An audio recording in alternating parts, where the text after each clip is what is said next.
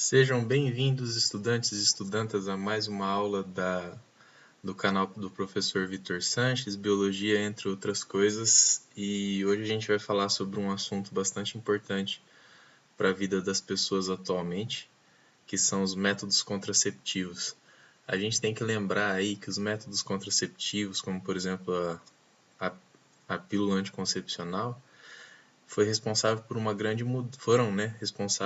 uma grande mudança no comportamento das pessoas.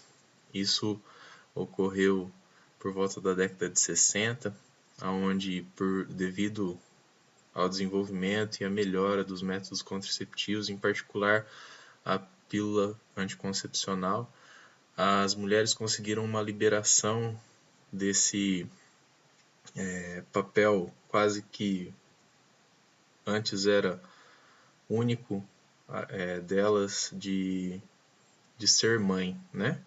E isso permitiu que elas pudessem desenvolver melhor suas carreiras, fossem mais independentes e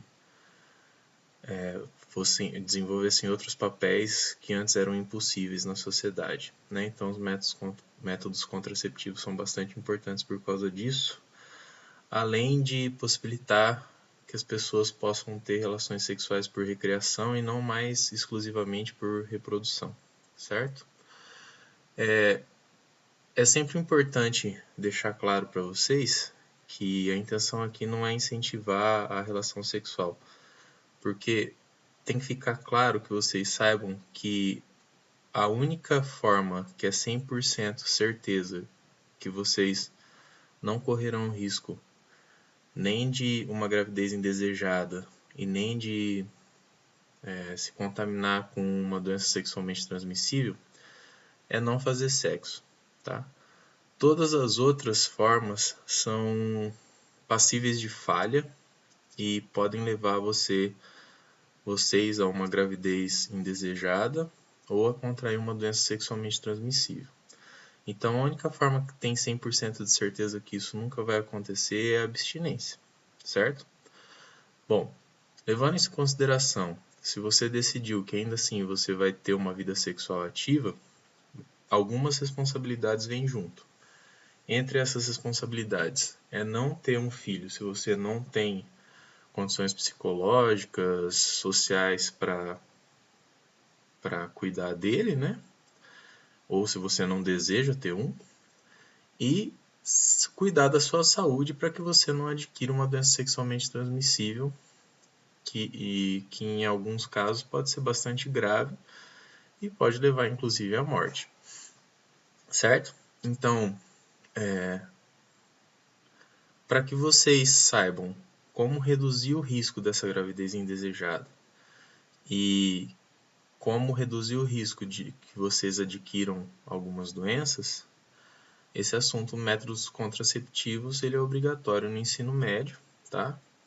E inclusive no ensino fundamental. E eu vou falar para vocês sobre eles agora, ok? Então vamos dar início à nossa apresentação. Eu vou reduzir minha janela aqui. Então hoje a gente vai falar sobre os métodos contraceptivos. Eu acho que a maior parte de vocês já ouviu falar de métodos contraceptivos. Os principais estão aqui nesse quadrinho, né? Então a pílula anticoncepcional, injeção, DIU, pílula do dia seguinte, preservativo masculino e feminino, diafragma e método da tabelinha, né? A gente vai falar de cada um deles e de mais alguns com detalhes no que vem a seguir. Mas antes, como é de praxe, eu trago para vocês aqui duas questões sobre métodos contraceptivos. Essa primeira é uma questão do Enem, de 2013. Então, a pílula anticoncepcional é um método contraceptivo de maior segurança, sendo constituído basicamente por dois hormônios sintéticos, né, estrógeno e progesterona.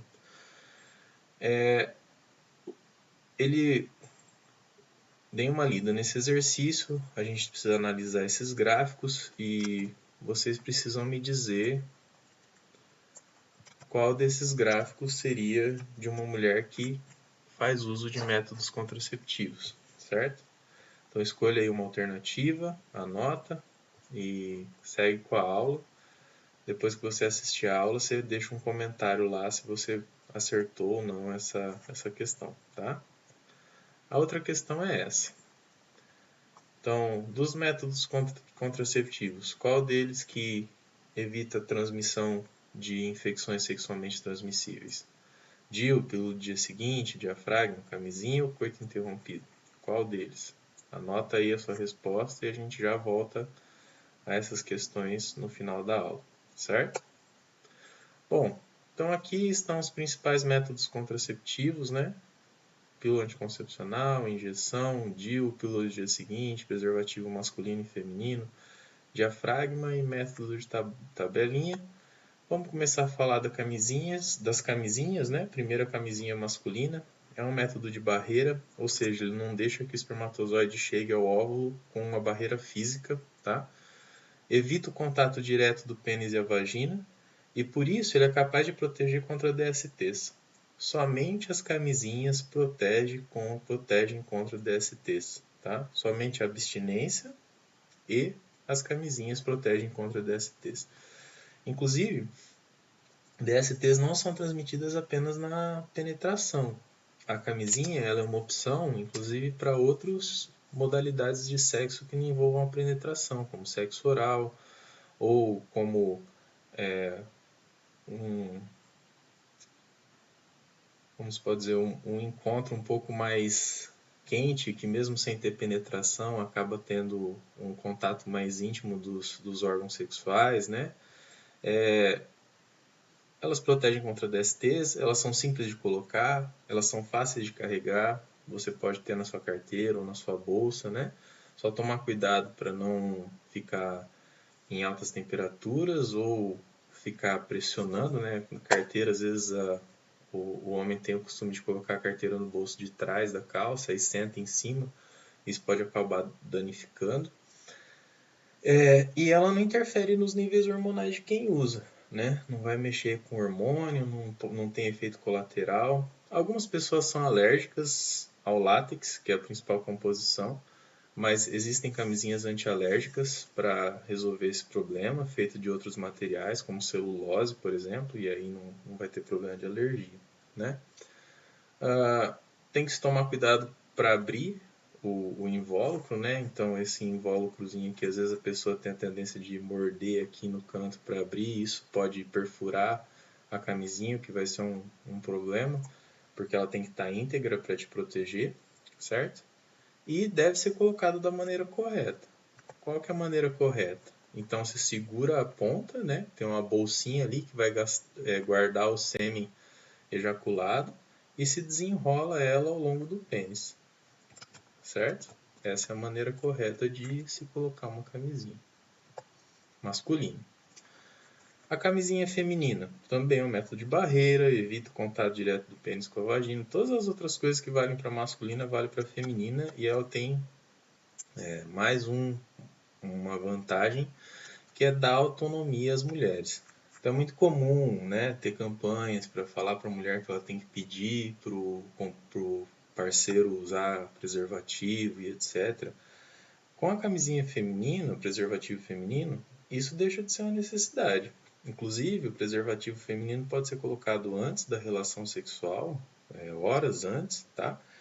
E aí isso evita aquela parada, né? Tá começando o encontro e tal, tem que parar para colocar a camisinha, né? Ela já pode ter sido colocada antes e a mulher não tem que pedir para o homem colocar a camisinha, né? Ela já pode, ela com a sua autonomia, resolver isso, né? Ela é maior do que a masculina, né? E ela deve ser introduzida dentro da vagina. Ela tem um anel elástico no fundo fechado, que deve ser acomodado lá no colo do útero e para fora fica o local onde o pênis deve ser introduzido, né? Então essa é a camisinha feminina. Outro método contraceptivo é a abstinência periódica, chamada de tabelinha também. Ela consiste em evitar relações sexuais no período fértil, né? Então a gente tem aqui a época da menstruação, que pode ter relação sexual porque não tem perigo de não vai ter óvulo para ser fertilizado. O período fértil, que geralmente acontece aqui do 12º ao 15º dia, mas a gente faz uma margem de segurança bastante elevada aí, porque isso pode variar, então se a gente não quer correr risco de gravidez indesejada, tem que tomar cuidado com isso. E depois desse período não tem mais óvulo e é o período infértil de novo, também pode ser ter relações sexuais sem perigo de gravidez. É um método perigoso, tá? Ele tem 20% de taxa de falha em média, mas ele pode melhorar a eficácia com algumas coisas a mais, como por exemplo, o acompanhamento da temperatura corporal, que eu vou mostrar um gráfico para vocês no próximo slide, ou o teste da viscosidade do muco vaginal. Então, se a mulher introduzir o dedo na vagina e recolher um pouco do muco do colo do útero, no período infértil, esse muco é mais gelatinoso, não é tão viscoso, né?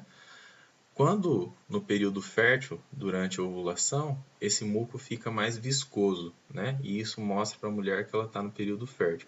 Esse muco é mais próprio para o espermatozoide nadar, nesse espermatozoide não consegue nadar, certo? Então essa é a diferença do muco. Quanto à temperatura é o seguinte, a mulher tem que acompanhar a temperatura dela diariamente para que ela consiga ter uma média de temperatura. E o que acontece é que durante o período fértil na ovulação, essa temperatura sobe aproximadamente meio grau, tá? Então olha aqui, essa mulher vem aí em torno de 36,7, 36,6, 36,8. De repente, no 14º dia, que é quando acontece a ovulação, essa temperatura sobe para 37, chega a 37,1, 36,9 e permanece durante todo o período fértil essa temperatura levemente elevada. Acabou o período fértil, a temperatura cai de novo para as taxas de anteriormente à ovulação, certo? Então, se unirmos a tabelinha com o muco cervical e o acompanhamento diário da temperatura, as chances desse método funcionar e não ter falhas aumenta, tá? Os próximos métodos, aqui a gente tem um grupo de métodos, tá? Esses métodos aí vão incluir todos os métodos hormonais. Por exemplo, a pílula anticoncepcional. Ela é uma mistura de estrógeno e progesterona, são hormônios sintéticos, tá? E isso inibe o LH, que é responsável pela ovulação. Ela tem baixíssimos índices de falha, mas pode ter muitos efeitos colaterais, né? Por isso que a mulher que decidir tomar a pílula anticoncepcional, ela tem que procurar um médico ou uma médica ginecologista, que é quem vai saber indicar quais são os melhores tipos de pílula anticoncepcional para aquela mulher em particular.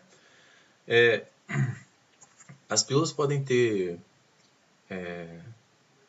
efeitos colaterais, como por exemplo acúmulo de líquido, isso faz a pessoa inchar, pode ter problema de trombose, que pode matar uma pessoa, pode reduzir o libido, né? A libido, desculpa. Por isso que é bastante importante que a mulher procure o seu profissional de saúde, médico ou médica de preferência, né? De confiança, para que seja recomendado aquele melhor tipo que deve ser recomendado para ela. E a gente tem que lembrar que pílula anticoncepcional tem que ser tomada diariamente.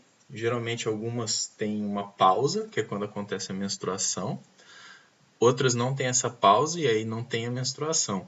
E o que acontece é que aqui a mulher fica quimicamente grávida, né? Então não acontece a ovulação porque é como se ela tivesse com uma gravidez constante, certo? Essa pílula anticoncepcional é a base para outros tipos de métodos hormonais, como por exemplo implantes subdérmicos, né, hipodérmicos, que são colocados nessa região aqui do braço, ela, com uma seringa injeta esse implante, ele fica embaixo da pele, ou adesivos ou injeções que são de longa duração, e geralmente com esses tipos de métodos hormonais não tem menstruação, né? Já com a pílula, muitas têm essa pausa que é quando acontece a menstruação, certo? Outro método hormonal é a pílula do dia seguinte. Agora, é importante que seja encarado como um contraceptivo de emergência. Por exemplo, caso de estupro ou uma relação sexual onde a mulher a camisinha estourou ou esqueceu de usar outro método contraceptivo. E aí, essa pílula do dia seguinte pode ser usada, tá? Qual que é o problema? É que ela traz taxas hormonais muito altas e ela tem efeitos colaterais que podem ser bastante perigosos. Para vocês terem uma ideia, ela induz a uma menstruação. Então, quer dizer, imagina o tanto de hormônio que tem que ter numa pílula do dia seguinte para que aconteça a menstruação. E ela pode agir de duas formas. A primeira forma é, se ainda não teve ovulação, como a taxa de estrógeno e progesterona sobe muito, ela impede que a ovulação aconteça. A outra forma é, caso já tenha acontecido a ovulação e a mulher esteja no período fértil, ela induz a menstruação e isso impede que o óvulo, a anidação do embrião, né? Então, se o óvulo foi fecundado, ele vai descer na tuba uterina, na hora que ele chega no útero, o útero está descamando e ele não consegue fazer a anidação. Ela tem uma alta taxa de eficiência. Se ela for ingerida em até 12 horas após a relação sexual, ela tem 95% de chance de dar certo, de eficácia, né? Após 24 horas, 85% de eficácia e após 48 horas, 55% de eficácia. Então, nesse período, ela tem que ser tomada preferencialmente até 12 horas após a relação sexual para a qual não teve outro método de prevenção. Mas lembre-se, é um contraceptivo de emergência. Não deve ser usado rotineiramente como se fosse um método contraceptivo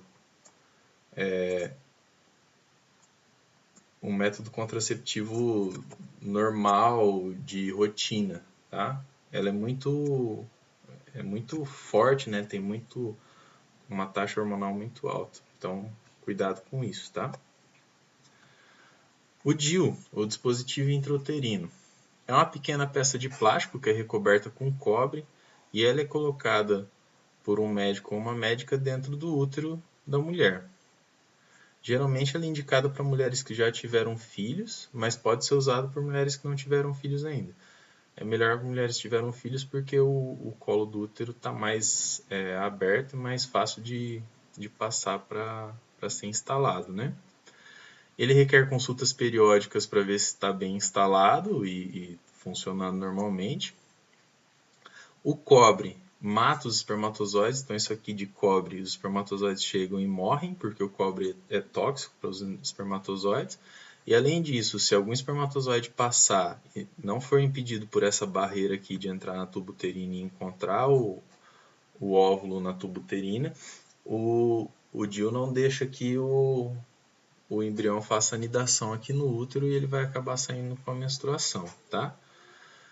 Tem efeitos colaterais, porque pode causar sangramentos e cólicas, e além disso, alguns estão associados com hormônios que são anticoncepcionais também. É uma alternativa para a mulher que tem algum tipo de problema com um dos hormônios, como o estrógeno ou a progesterona, acaba usando um DIU que só tem um dos dois hormônios, e aí problemas como pólipos e coisas assim são evitados pelo uso desse DIU.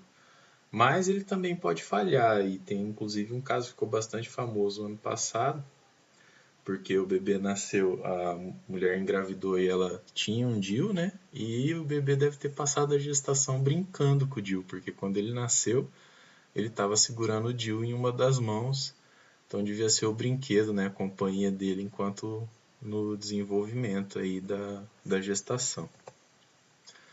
Outro método contraceptivo é o método diafragma, que é um método de barreira.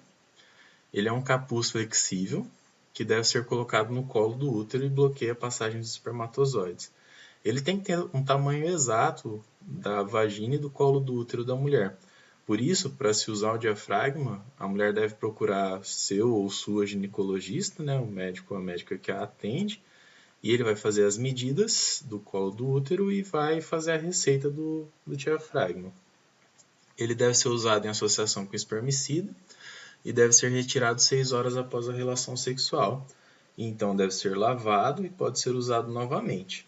E periodicamente deve ser feito um teste de vazamento, que a mulher pode olhar ele contra a luz e tentar identificar se tem algum furinho, ou encher de água e verificar se tem algum tipo de vazamento e vai ter certeza, se não tiver vazamento, que ele está funcionando.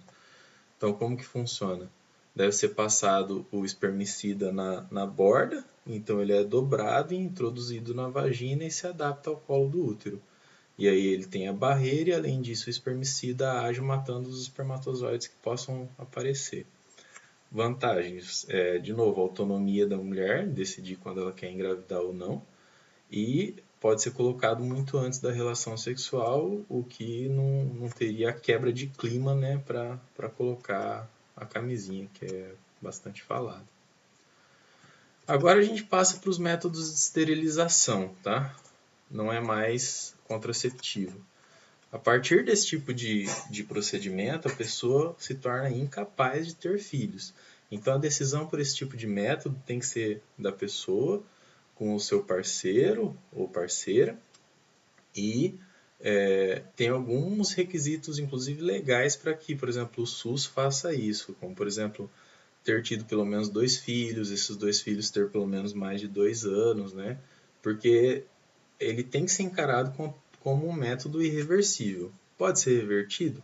Pode ser revertido, né? A gente tem o exemplo do nosso presidente, né, o Bolsonaro, que ele fala bastante que ele tinha feito a vasectomia, que é um tipo de esterilização, e quando se casou de novo, pela terceira vez, resolveu ter mais um filho e aí desfez a, a vasectomia, deu uma fraquejada e veio uma mulher, né? Veio uma menina. É a fala dele, não é isso? Mas ele tem que ser encarado como um método contraceptivo irreversível, certo? A laqueadura, ela consiste em cortar ou amarrar as tubas uterinas, né? Então, o médico ou a médica acessa a cavidade abdominal baixa da mulher, vai até suas tubas uterinas, pode cortar e amarrar com fio de sutura, pode cauterizar ou amarrar com anéis plásticos, né? E isso vai impedir que o óvulo que sai daqui do ovário chegue até o útero e vai impedir que o espermatozoide que entre pelo útero chegue até o óvulo, certo?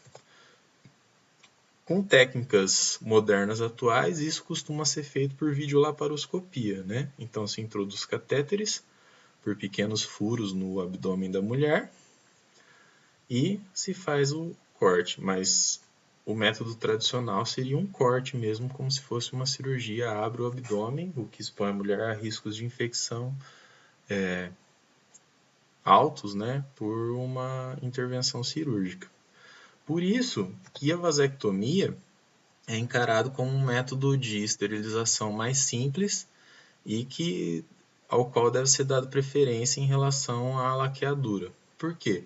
A vasectomia é feita na bolsa escrotal, né? Então o corte ali é uma pele fina, não se abre o abdômen do paciente nem nada assim, e se corta os ductos deferentes. Isso impede que o espermatozoide que é produzido aqui no testículo suba o ducto deferente e saia na ejaculação. Algumas dúvidas muito comuns. O homem deixa de ejacular? Não deixa de ejacular. A gente tem que lembrar que a ejaculação é formada por secreções das vesículas seminais, secreções da glândula da próstata e secreções do testículo que vem o espermatozoide. O volume que o espermatozoide faz dentro do esperma é muito pequeno, tá? Então, o homem continua ejaculando normalmente. Só que esse sêmen vai ser estéril, né? Não vai ter os espermatozoides.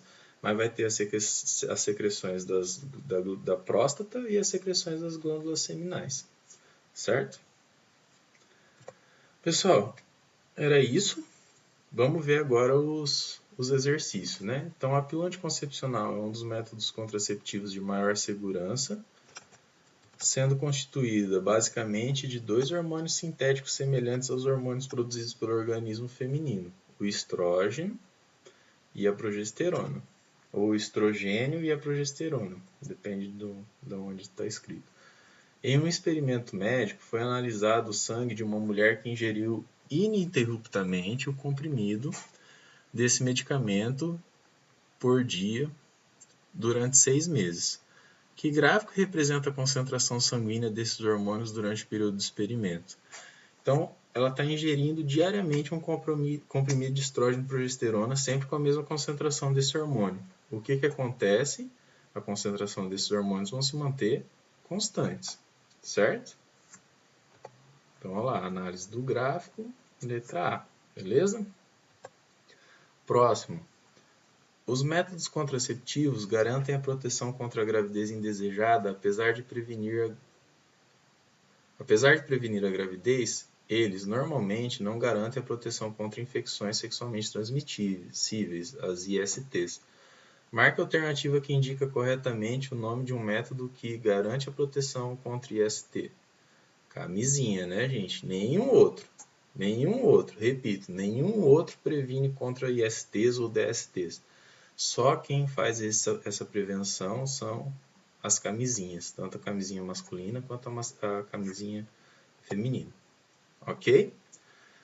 Pessoal, muito obrigado aí por assistirem mais uma aula. Eu espero que vocês estejam gostando dessas aulas que eu estou postando aqui.